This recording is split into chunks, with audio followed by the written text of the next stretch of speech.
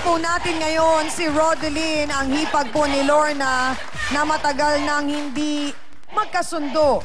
At ayon nga po kay Lorna, hindi raw maganda ang pakikitungo mo, Ate Rodeline, sa kanila. Kita niyo naman ho, siya mahilig manakit. Pang-anim na itong ginawa niya sa akin. Na kayo po Siya ay ho, paglasing sinaktan. ho siya, paglasing ho yan, nananakit ho sa akin bigla. Bakit sa palagay mo na una pa lang, nung napangasawa mo ang kanilang kapatid, ay ayaw na nila sa iyo? Bakit Hindi kaya? ko po alam sa kanila. Basta po, nung mula nang tumira ko dun sa kanila, sa bahay nila, pag gising ko pa lang sa umaga, para na silang may alila, taga-egibo nila ako. Kapal ang mukha mo. Pero diretsa ang tanong, gaano katotoo, Ate Rodeline, na ilang beses mo na daw silang pinalayas doon sa bahay? Hindi ako napapalayas dyan yung asawa ko. Bakit ho sila pinapalayas? Wala Sinusulsulan ako mo. sinasabi sa asawa ko. So, Ate Rodeline, bakit sinasabi ni Kuya Rogelio na siya ang may karapatan sa bahay? Ewan ko po sa kanya. Dahil siya ang nagpaayos ng bahay na yun. Yung namatay yung Pag magulang nagtitinda ko. pa lang siya, nagtinda Walang yun. Oh, pero hindi ibig sabihin na pag pinaayos, kanya na.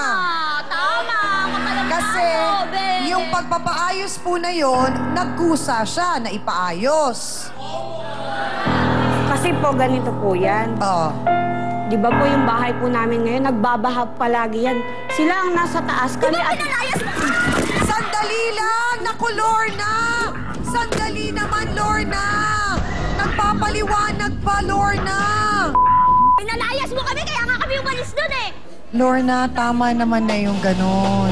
Bastos yan. Wala ko kasi nangangaral na magulang yan mula nung... Gaano katotoo, Ate Rodeline, na may naging pangyayari na nasampal mo yung nanay Eh, nila napuno na ho Lorna? ako. Ako ang unang sinampal niya.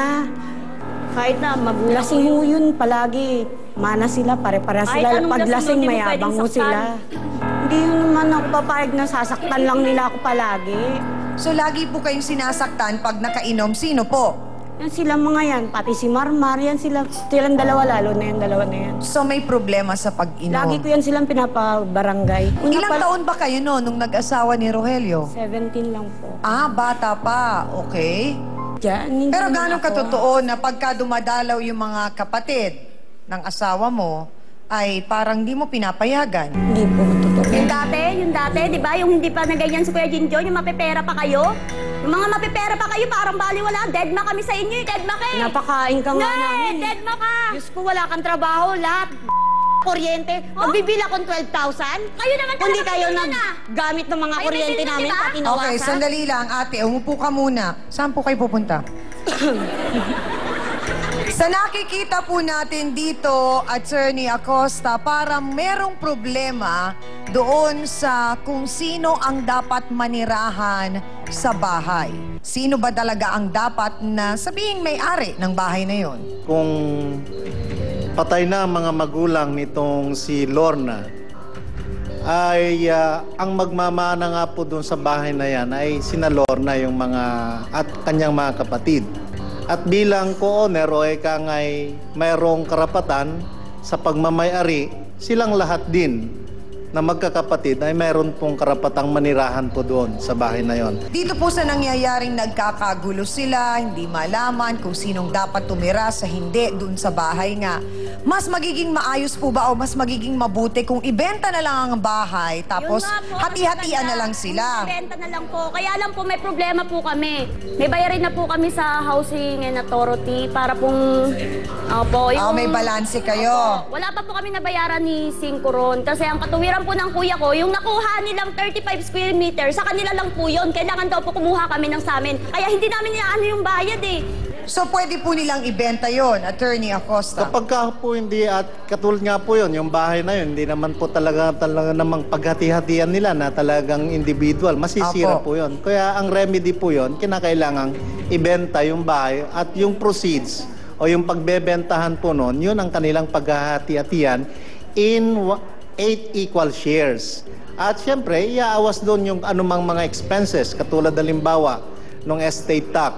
Kung yung magiging neto nun, yun lamang po ang kanilang paghahati-hatian. Oo. So sa makatuwid, Lorna, ang sinasabi ni Attorney Acosta, pag naibenta yung bahay, bago nyo paghati-hatian, kaya kailangan munang bayaran yung dapat bayaran. Pag nabayaran lahat yon, yung tax at kung ano-ano pa man, yung matitira doon, yun lang ang paghahatian ng 8 magkakapatid na pantay-pantay.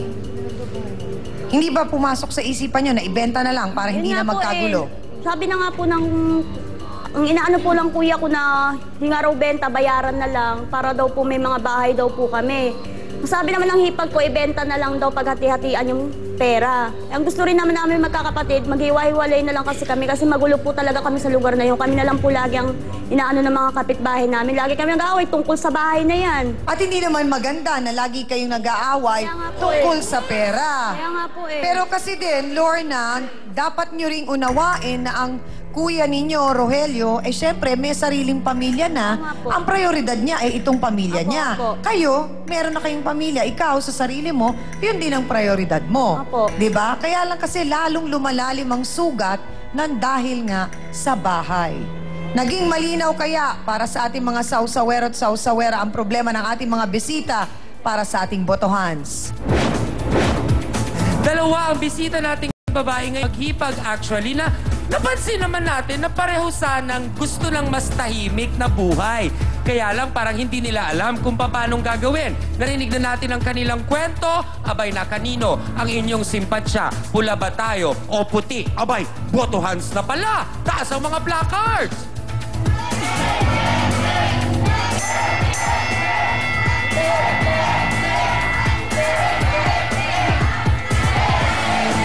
Abat siyang mukhang hati pa rin ang ating mga sausawero at sausawera, ha?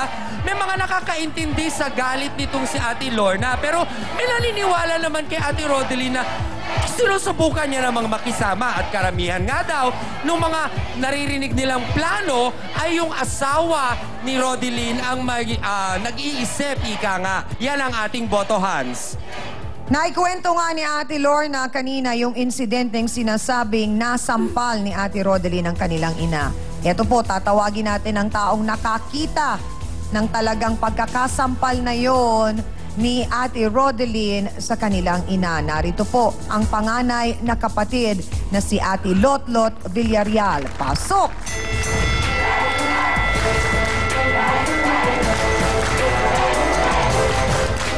Diretsahang tanong, Lotlot, sinaktan daw ng nanay mo kasi si Rodeline Opo. nung nakainom. Opo. Tama. Sinaktan po ni Rodeline po. Hindi, sinaktan muna ng nanay mo si Rodeline. Hindi po totoo yan. Sinampal niya ako. Hindi po lasing ang nanay ko eh. Tanungin niyo Hindi yung po lasing ang asawa. nanay ko. Lasing din. Gumagawa lang po yung babae na yan. Bakit ba umpisa pa lang, Lot, ayaw nyo na kay Rodeline? Masama ako galing niya, lagi nakasumangot ang uso niya na ganun. Tuwing manghihingi kami ng pera, lagi nakasimangot, tatalikuran kami. Sabi niyo, Ate Rodeline, pengi kaming pera ganito. Doon, sabihin namin sa kuya namin, Kuya John, pengi kami Pero pera. diretsahang Pumunta tanong, kami. Lot, nagagalit kayo pag hindi kayo nabibigyan ng pera? Opo, kasi kailangan po namin eh. Bakit kailangan sa kanila manggaling ang pera? Hindi po, sa kanya po pinapahawak yung pera na kinita ng kuya ko dahil kasi patay na po ang magulang namin yun eh. O, may asawa niyo. O siya ang asawa, so talagang siya ang paghahawakin ng pera. Mukhang meron tayong kailangang liwanagin para maunawaan ni na Lotlot at ni Lorna kung sino nga ba si Rodeline at kung ano siya sa buhay ng kuya niyo. Sa aming pong pagbabalik, dyan lang kayo.